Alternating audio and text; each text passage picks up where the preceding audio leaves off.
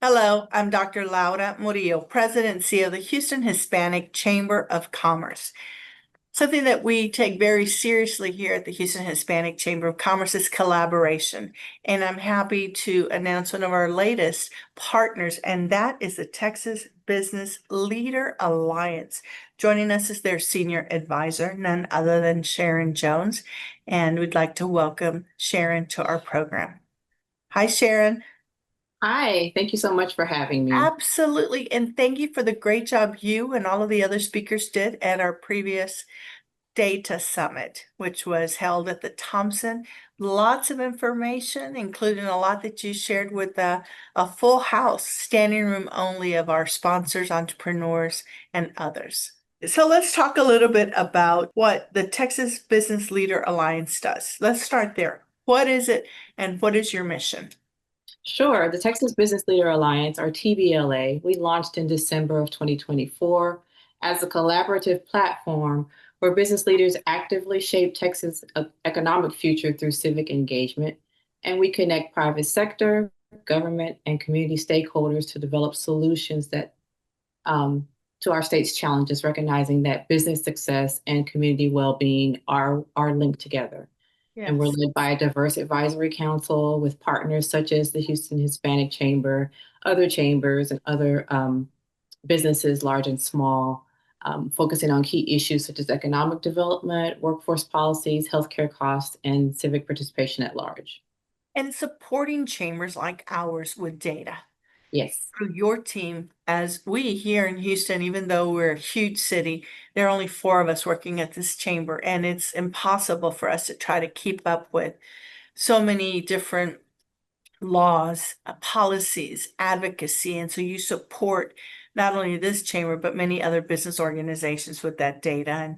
And there's a lot of ways that you're partnering with us. Specifically, though, how are Texas business leaders uniquely positioned given the current political turmoil that we're seeing? Yes, business leaders have a really respected voice that transcends some of the political discussions that we're hearing, works across divides to identify practical solutions. And speaking of data in that regard, we surveyed business owners in Texas, over 500, and 97% of them view participation in public policy discussions as crucial. 91% of those agree that a strong participatory democracy is crucial to a vibrant economy. Yet 64% acknowledge that businesses could be doing more to engage on issues that shape Texas's future. And so the gap between aspiration and action represents both a challenge and an opportunity for businesses and for chambers like yours to increase civic participation among business leaders themselves. Absolutely. And what role does TBLA play then in helping these business leaders engage? So we serve as a nonpartisan connector between private sector, government, and community. We're not an advocacy organization. So our goal is to help inform discussions about the state's economic future through meaningful and civic dialogue and collaboration. We are providing resources and opportunity for business leaders to engage and to connect and to talk to one another, and find out what we have in common and how we can reach goals together. And some of the ways we do that are through participation in chamber activities, such as the Data Summit that the Houston Hispanic Chamber put on. We do educational roundtables. During the legislative session, we accompanied many of the chambers that are partners to listen and lean in and learn about how to connect lawmakers to chambers and to business leaders, and what are those things in common that help us reach common goals.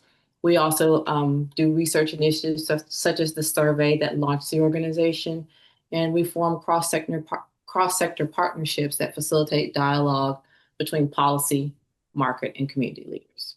And not only that, I want to emphasize the nonpartisanship and the civic engagement, and also that next generation of leaders Yes. and helping them understand the role that they play.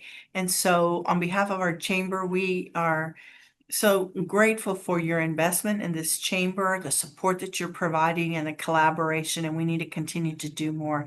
But before we conclude our interview, I want to see if there's anything else you'd like to share with the audience. Yeah, I'd like to talk a little just briefly about the impact that we hope our efforts will have on civic engagement. We really want to close that engagement gap and to get people talking and taking action and increasing accessibility to voting, breaking down barriers that prevent the engagement of businesses and all citizens. That includes time constraints and policy complexity and concerns about taking public stances, and remove some of the toxicity in the environment so that we talk to each other and talk together and move together towards solutions. Absolutely. Well, again, we want to thank you and the entire team, your board of directors and others for the opportunity to collaborate. Now, more than ever, it's important that we find ways to find solutions on That's right. some very, very unique challenges. Thank you so much. We'll see you real soon. Goodbye. Thank you. Bye-bye.